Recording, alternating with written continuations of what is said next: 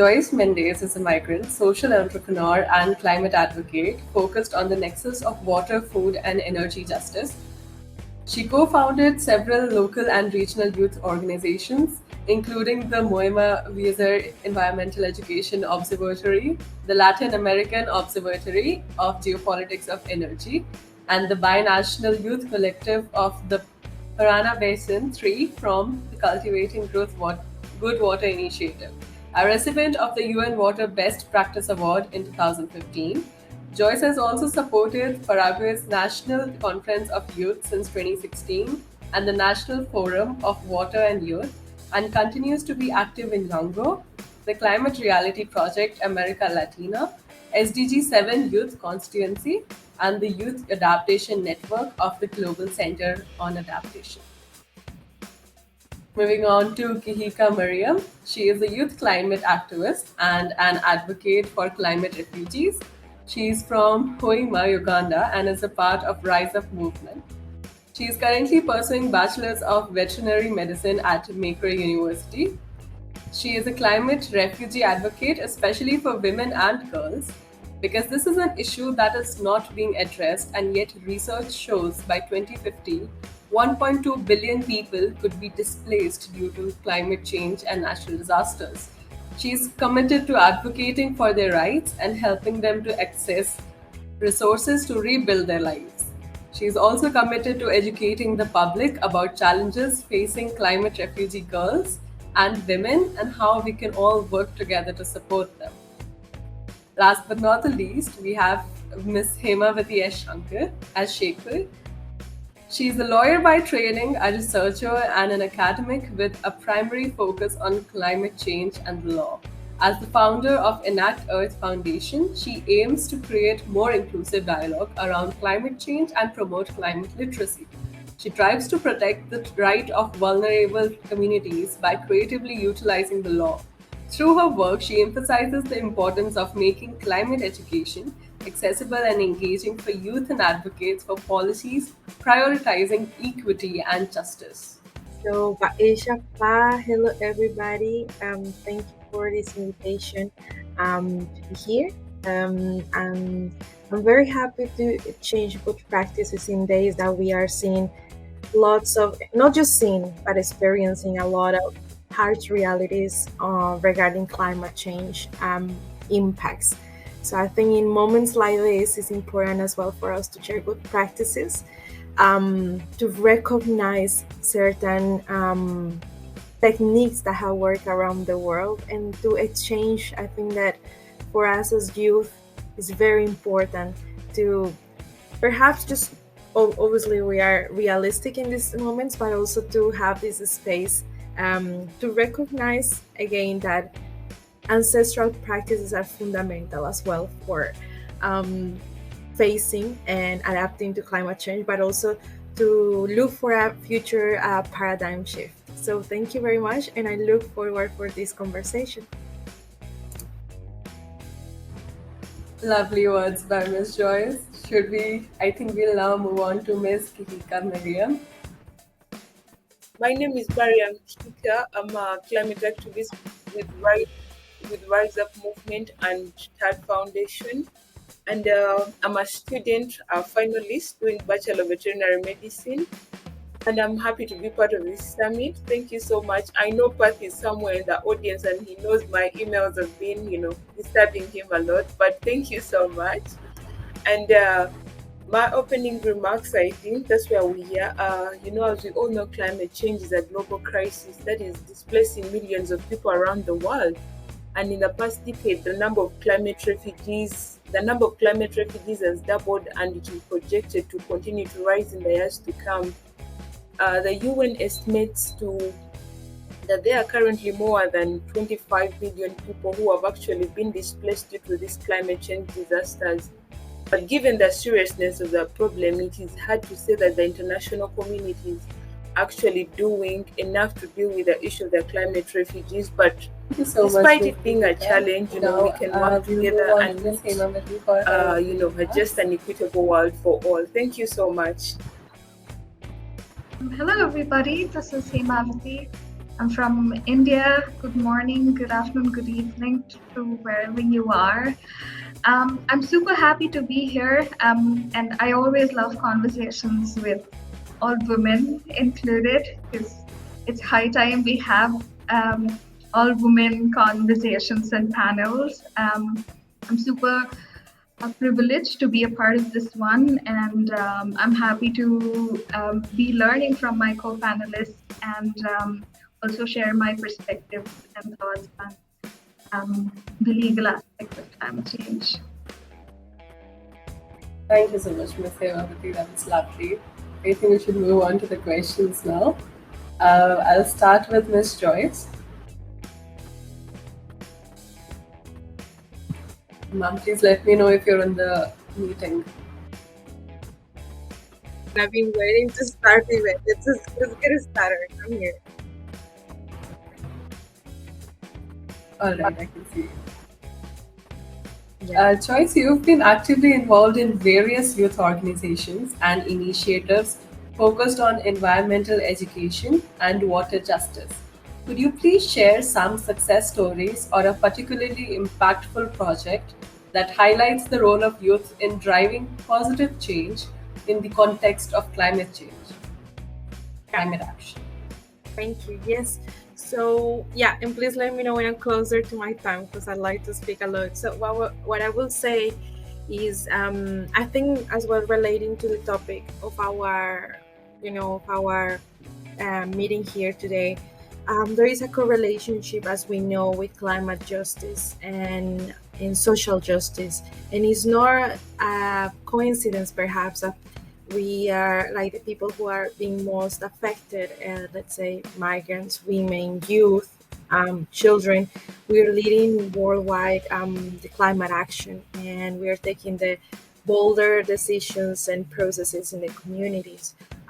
So from my side, a little bit of kind of history. So I'm originally from Colombia, in a region called Guajira, which is a region where intensive mining for coal takes place.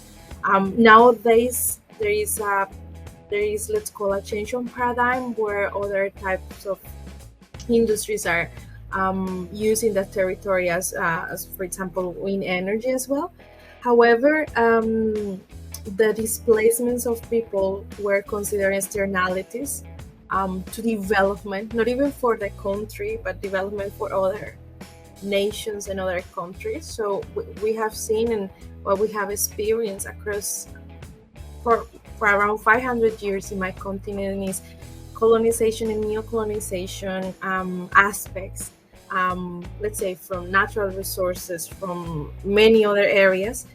And from there, basically there was a time as well for Colombia, very difficult as well, 70s, 80s, with a lot of violence. And by then, and many people don't relate how climate change, environmental struggles were related, right, to necropolitics, and how genocides and ecocides are also related. So at the end of this perspective, what we have to do is migrate. We have to leave Colombia, and we end up going to the border of Brazil, Paraguay, and Argentina, which is known as the triple border area, and which was a region where my family thought, okay, we can, emigrate and start from zero, from scratch. However, when we get there, we start realizing that climate change is a threat, and it doesn't have borders, no matter where you are. So it is a region known as the land of waters, and is a very abundant quantity of water underground, like the Guarani Aquifer, which is one of the biggest water reservoirs in the world. Iguazu Falls, a lot of rivers. However, and even the countries limiting those borders their electricity depend on hydroelectricity. And when we have seen, the last years, especially during the government of Bolsonaro, which was the previous president of Brazil, the full process of denying climate change, neglecting indigenous peoples, and even passing through genocides for deforestation, not just in the Amazon, but in other parts of the country. We have realized as well that climate crisis impacts to water crisis, and water crisis again impacts to energy security, food security, and everything. So as migrants also we realize, okay, now it's not, let's say, other type of violence, but it is issues that are perpetuated through climate change and poverty cycles and intergenerational injustice is making it worse. So I realize, we could not be migrating again, and perhaps we don't want to as well. But again, as climate change doesn't have borders, how we as migrants we can catalyze action in our territories, and that's where it was a little bit painful process, but also kind of a powerful process to realize, okay, if myself, if I don't gather youth now, what's going to happen if we don't propose public policies locally? What's going to happen, right? So that's how we started also creating collectives, groups of youth. We didn't know what to do exactly at first and how to do it. We just say, let's gather youth and let's see what are the priorities of youth in our region. And again, as it's a transboundary region, there were a lot of concerns, obviously a lot of social issues, even economic issues, but one of the main concerns was climate change, and is still climate change. So that's how we decided to focus on climate change. And real quick, just to kind of close my answering this question from my perspective, we got to develop a project based on the social responsibility programs as well of the industries in the region, on gathering youth from 27 cities in the southern state of Paraná in Brazil, to do capacity building, but also to understand where we are and what we can do, and working with the youth secretariats. And after that, again, we passed this period where we got a lot of threats, a lot of issues with the government of Bolsonaro. So many youth migrated again, many organizations started, they were stopping their climate action because we were considered as terrorists or something like that, right? But that didn't stop. So we realized, okay, we could not directly go and protest. This was never a choice. But what we could do is we can get data, and with that data we can develop public policies. So at the end of this story, after, let's say, almost 10 years of activism, we got to develop the local environmental education public policy, and we protect an area of our forest, which is the Atlantic forest. So we always, again, we hear about the Amazon, but there are other biomes very fundamental for Latin America. So we got to connect basically through legislation to protect a little bit our area. And this actually opened up more doors for youth. When you realize you have power as a citizen, you want to move forward, and actually you are feeling like, okay, there is a way that you can use perhaps legislation, but also people's and minds creativity to make change happen. We are not completely satisfied with everything. There is a lot of struggles still to do, and at the moment I'm working in the country nearby, which is Paraguay, also very small country with a lot of issues regarding lack of opportunities, inequality, misogyny. So that's where we are at the moment. So I'm gonna stop here because there is more stories to tell, and I also want to give the opportunity to the other speakers. Thank you. Thank you so much, Joyce, for that wonderful, wonderful answer. And it also opened my eyes to a lot of things, because, at times you're always so focused on the local that it's when you hear about some other country or someplace else, it's very mind-opening. It's a very good experience to also know that everything, even on the world spectre is happening in this manner, and people are fighting from every aspect. And everywhere, where you mentioned the things that are important, like social justice, and how it's the women and the children who are the most affected ones. And it's very true. It's very true. And where you said that we need to make bolder decisions, and it is our voice that it's necessary. It's I really wish we can advocate that much more, and I think this is what we'll take away also from this panel. And especially the part where you, as a citizen of India only, I could really relate to the colonization and the new colonization views that you have. And where you spoke about the genocides as well. It's such a struggle in the world today. And how I loved your point on when you said climate change does not have borders, where you mentioned that. And it is honestly, today we are so focused on our adversity countries that we are forgetting the global good or the global roles of ourselves. And the neglect that there is, it's so evident. And I love how you mentioned the interconnection between climate crisis and then it leads to water crisis and then energy crisis. That's, I think it's a really important point to display. And when you spoke about you spoke about the intergenerational injustice. I think we face that in our house only most of the time, and especially misogyny. It's a very big challenge that we still have to fight against, actually. And how these all small challenges end up making a big pyramid of a big challenge and difficulty. And so, yes, I think that is something that we can definitely take away from this answer of yours. Thank you so much.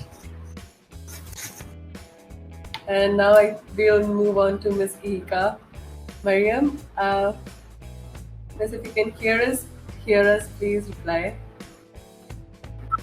Mariam, Yes, I your can hear you. advocacy Yes, I can. focuses on climate refugees, particularly women and girls. Can you share some specific examples of the challenges these communities face due to climate change and how you envision supporting their rights and needs? Some of the challenges that are faced by these women and girls who are climate refugees. Number one is gender-based violence, and this is in form of sexual violence. It can be rape, and this happens because these women are in a place of increased vulnerability and there is lack of access to safety. Imagine someone who had a home and the home is washed away by a flood, and the next day they don't know where they're going to sleep, and they cannot construct a house in like 2 days. It's really difficult. And what happens to these women, another thing is that there is limited access to resources. It's a very, very big challenge, and the resources can be in form of food, it can be water, the medical care, and all the resources that they need. And this makes it very difficult for these people to actually rebuild their lives. It's very hard. Imagine someone who has they've suffered a lot, they don't have a house, their house was washed away, it's too much. They have to find a place, maybe a small camp, and it's just a tent, and they have to survive, but there's limited food. As I said in my opening remarks, that there's no institution, like I tried to search about it, that fighter for climate refugees. There are only a few, but there's no international policy that is meant for these people. That means they are going to actually suffer. There's going to be maybe in a community a flood. Let's take as example in Uganda, there's a place called Kabale, and there were floods.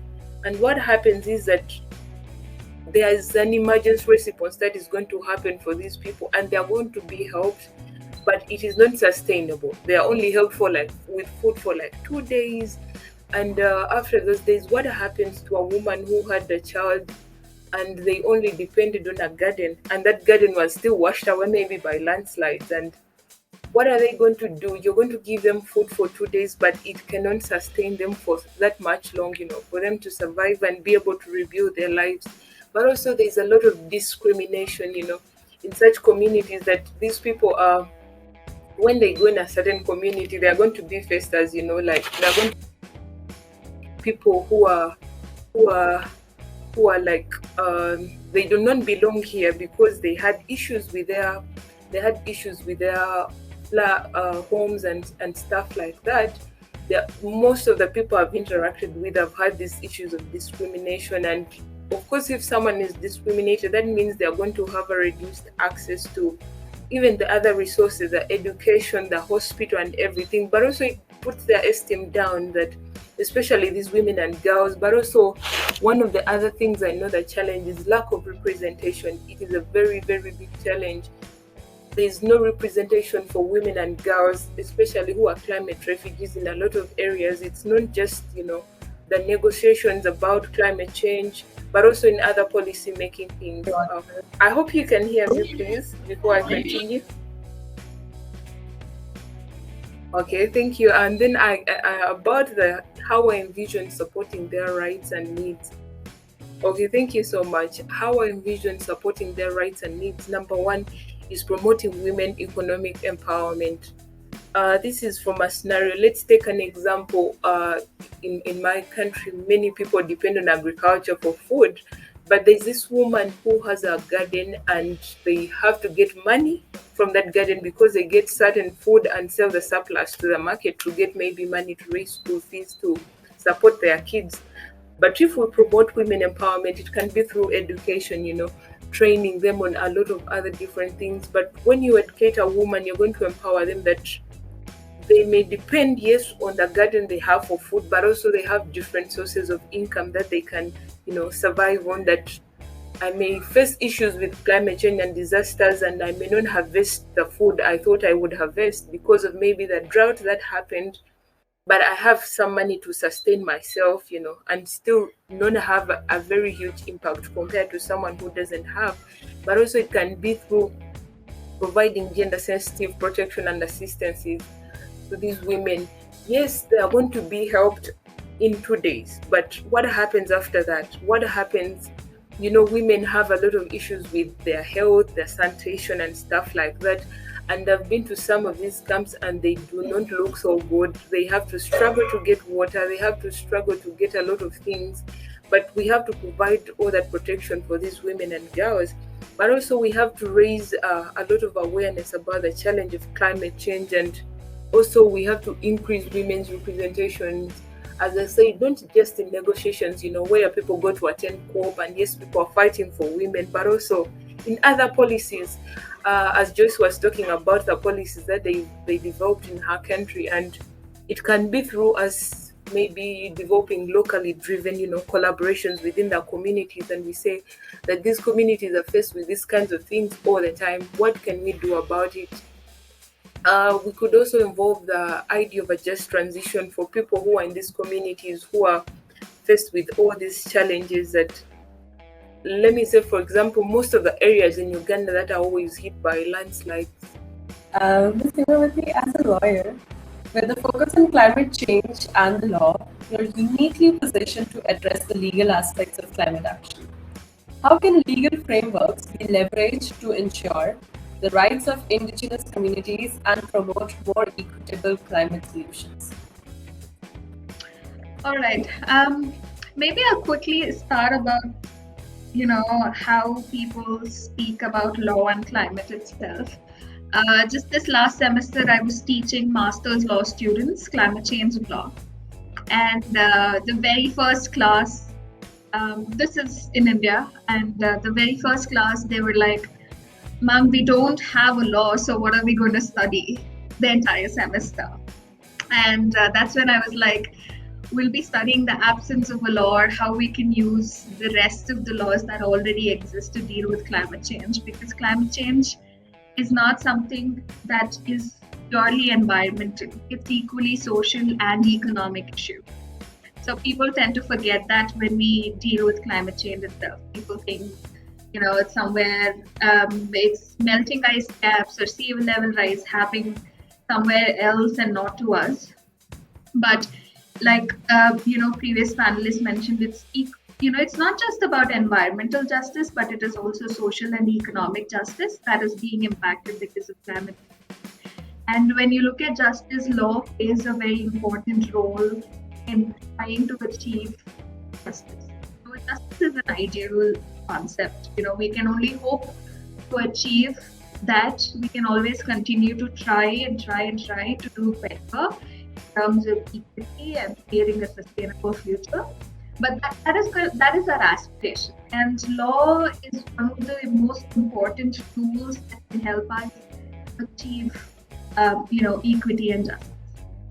And one thing it's important for us to recognize is that when it comes to vulnerable communities, we do have laws. It's not, across the world to protect Indigenous communities, to protect women. There are a lot of laws that recognize their vulnerability, but not in the context of climate. Because when the laws were made in whatever countries the policymakers did not necessarily have climate change or consider climate change as an issue for them, or the fact that these communities are going to be vulnerable. So what we need to do, at least, when I work with my law students or other lawyers, is that you have to start being creative. Because when you speak about, say, indigenous communities itself, we speak about, human rights being violated because of climate change. And one of the very first case that actually went to the court is by this indigenous community called Inuit. Okay, they're in the Arctic, and this was way back in 2008 itself. Climate change was not as popular as a concept or a conversational topic as it is now than it was then. But then, these communities know the way of nature and they know what is happening. Okay? So in that particular case, they realized that it is because of global warming that this is happening. They did not need the science to understand what is happening around them. For evidence, right now we do have that as well. So when they went to the court of law, it's about their right to life, their right to livelihood. People will cease to exist because of climate change, or people will not have access to water. All these particular cases, this is something a lot of us take for granted. Like, the fact that we have food to eat or water to drink or shelter on top of our heads. But when it comes to indigenous communities, because of climate change, all these basic things that we consider so essential and also basic are not necessarily like completely being impacted because of climate change. And now when you don't have laws, to address these issues, or the fact that there needs to be justice for, the fact that their human rights are being violated. That is where just laws come into play, and the fact that you go to a court of law, you file a case and go and ensure that their rights are protected. And moving on, similarly, it's also with youth. One of the panelists mentioned about intergenerational justice. But that's when we speak about rights of future generations, right? As somebody, who has inherited the planet from our previous generations, do I have the right to enjoy the planet and live in the same way that our previous generations did, or ancestors did, right? It's clearly not the same. We are not at the same level at all. The least we can do is that instead of giving them, the future generations, a worse off planet, we can at least give to them a planet where they can sustain themselves, right? So, and that becomes our duty towards the future generation. And if you look at human rights, there is never a mention of human rights are only for a certain time period. It exists across generations, right? It just like human rights that existed for our previous generations, like our parents, grandparents, the same human rights apply to us as well. And in fact, just yesterday, there's this case, please feel free to read it up. It's called the Montana case. A bunch of very young people, 10-year-old to 15-year-olds, actually filed a case in their district court. This is in US.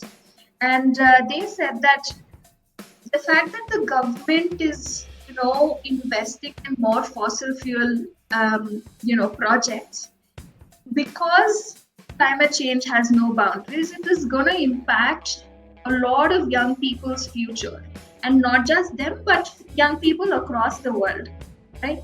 And the court, in fact, this is a huge win in climate litigation. The court held that it is the duty of government to ensure that the rights of future generations are actually protected for the very first time. And this is a huge win. Literally 24 hours ago, I feel, this was something that came up. So this is such a big progress. What we need to understand is that we don't have to look for laws or policymakers to come up with a law to deal with climate change. Okay, we have access to courts, and that is our justice system. So we can always approach courts, and climate litigation is on a very big height. people are going to courts not just against states but also companies. And it's as simple as, a lot of people think it's only the fossil fuel industry that is to blame right now. But in terms of holding the industry accountable, it is equally important to see how the industry functions, right? Now, one thing people need to consider otherwise is that how do you engage with bankers, for example? Because no fossil fuel project will happen without a bank funding them, right? And now a lot of people are looking at how banking companies can look at engaging or redirecting their investment to renewable energy. So a lot of young people, including the moment they become shareholders in companies, they start asking questions. So as young people, it becomes very, very important that laws can be used creatively to go to a court of law and ask for justice. And I'll just cover one little aspect of women itself. And this is also an inspiration because from one of my students who actually did a project on how to have a gender biased legislation, environmental legislation. So I just want to conclude on just one part about how we need to have laws that cater to women being involved in decision-making processes, because a lot of times, including these environmental codes that we seem to establish, especially where climate litigation happens, it's a court full of men deciding on vulnerability of women itself. So it is equally important that we not only look at, us fighting for women or going to a court on behalf of women's vulnerability or girls or ensuring that they're protected, but engaging them in a decision-making process, which means ensuring that women are judges because they understand what another woman might go through, or they're representative of another person's struggle in terms of gender equality and balance. So the decision-making process that we look at in terms of law needs to be as inclusive as possible. So if you're speaking about Indigenous people's rights, you can't have some white men who have zero idea about what their rights are or what their way of living is. It's not possible for them to decide right in the right manner without having somebody to guide them on it. So we need to work on how we ensure that our decision-making processes or how our courts of law itself are become more representative, and it's just not with men who are deciding the vulnerability and the issues or whether or not somebody is a victim of climate. And I'll end there. So much, Ms. Hemavathi. That was a wonderful, wonderful approach, and honestly, it was so enlightening on the entire law aspect of it. Because you need laws to materialistically see things. If you're telling someone, you need to give them concrete examples. You need to give them a concrete breakup of how to approach, especially when it's teenagers or something. And I just loved how you put in the project of your student of the gender bias environmental legislation and how we need representation, because we've always seen men advocating for everyone else. It's always a man standing up for a woman. It's always a man standing up for the Indigenous communities, and that is something where we really need to increase their representation. And I loved your take on when you said we do not have a lot to study on, and yet we will study the absence of it and the rest of it, because that just shows the great deal of passion and zeal that you have towards exploring on the subject, and it was wonderful to hear.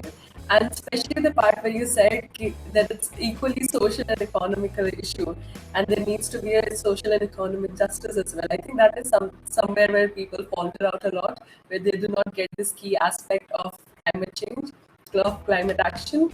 So a lovely, lovely take on it, and I'm sure we all have a lot to learn from each other's answers and the entire panel that flowed today. All right, Ms. Mariam, I would love to get back to you, but I think we're a little short on time. So I'll just go with the thanking all of you